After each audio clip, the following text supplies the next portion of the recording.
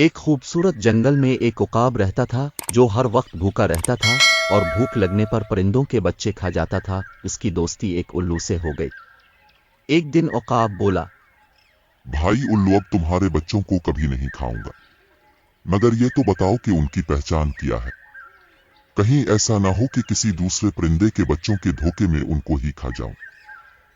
भला ये भी कोई मुश्किल बात है?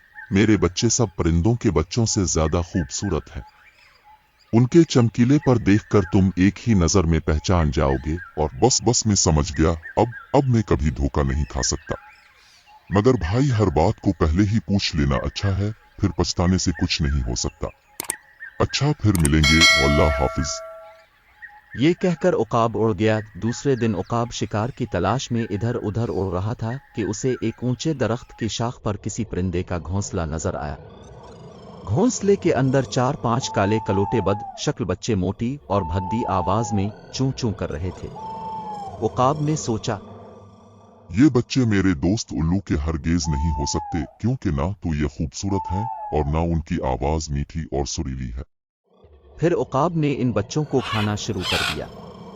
वो सब बच्चों को खा चुका तो उल्लू उड़ता हुआ आया और शोर मचाकर कहा, अरे उकाब, तुमने ये क्या किया? ये तो मेरे बच्चे थे। हाय हाय जालिम, तो मेरे बच्चे खा गया। उकाब घबरा कर उड़ गया। एक तोते ने जो पास ही उड़ रहा था उल्लू से कहा, इसमें उकाब का कोई कसूर नहीं, सारी गलती तुम्हारी है।